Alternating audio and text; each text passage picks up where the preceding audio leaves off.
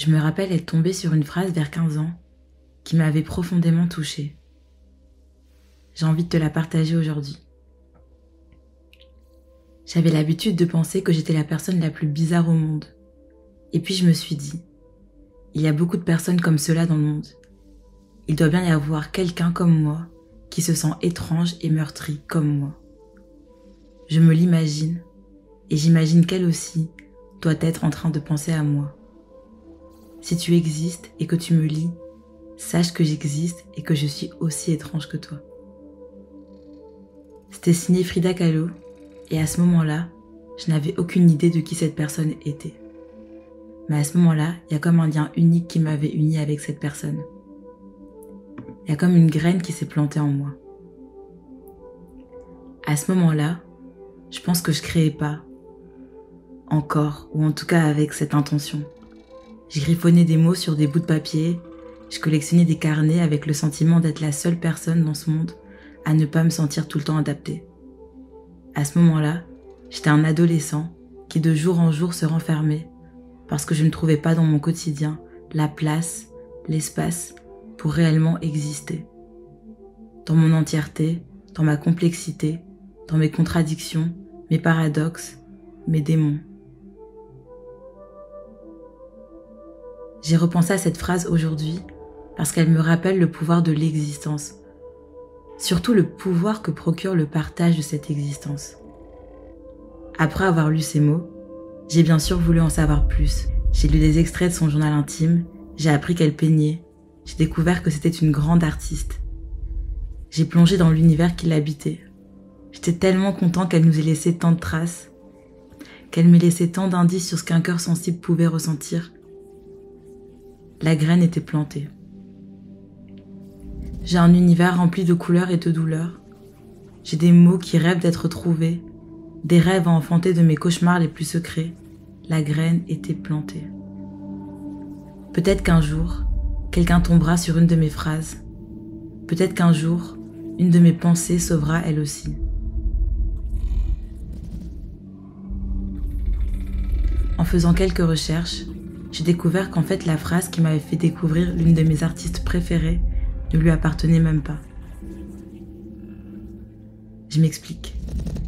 Rebecca Martin, une jeune adolescente canadienne, a 17 ans en 2008 quand elle décide de partager sur Post-Secrets, un site qui partage des pensées de manière anonyme, une vulnérabilité avec en montage une photo de Frida. À ce moment-là, elle est à des années-lumière de s'imaginer que ces mots vont lui être affiliés, à des années-lumière d'imaginer qu'encore récemment, des grands musées comme le MoMA utiliseraient cette citation pour présenter les œuvres de Frida.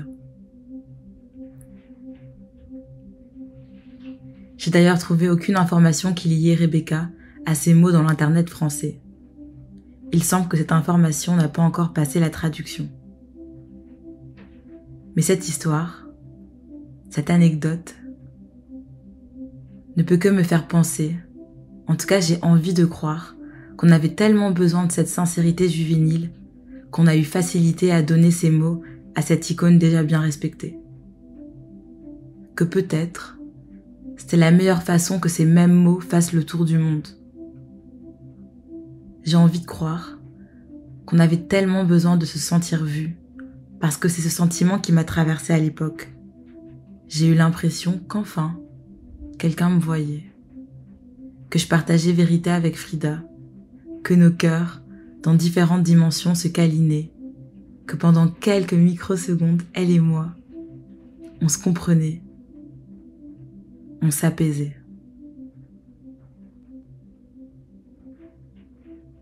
C'est pour moi ce que raconte pourquoi cette citation ne cesse d'être repartagée. Je prends ce moment pour rendre à Rebecca ce qui lui appartient.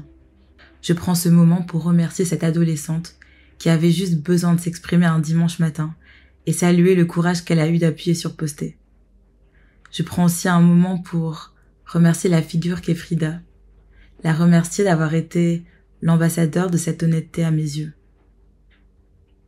d'avoir été une porte d'entrée vers une nouvelle façon de créer pour moi, où la naïveté serait force, où l'instinct serait le moteur.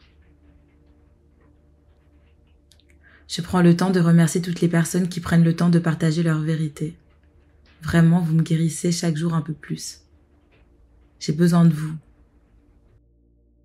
Je t'encourage à continuer de chercher des moyens de t'exprimer. S'il y a des médiums qui t'appellent, que ce soit la sculpture, la cuisine, les mots, la musique, même si c'est quelque chose que tu n'as jamais fait, que tu n'as jamais étudié, STP, suis-le. Je t'encourage à prendre le temps de mettre en forme tes sentiments. Et s'il te plaît, à les partager, que ce soit sur Internet ou auprès de tes proches, publiquement, anonymement, quand tu te sens prêt. Je t'invite à laisser des traces. Je t'encourage à partager ta vérité. On est des êtres intimement liés. Ce qui te touche est sûrement ce dont j'ai besoin.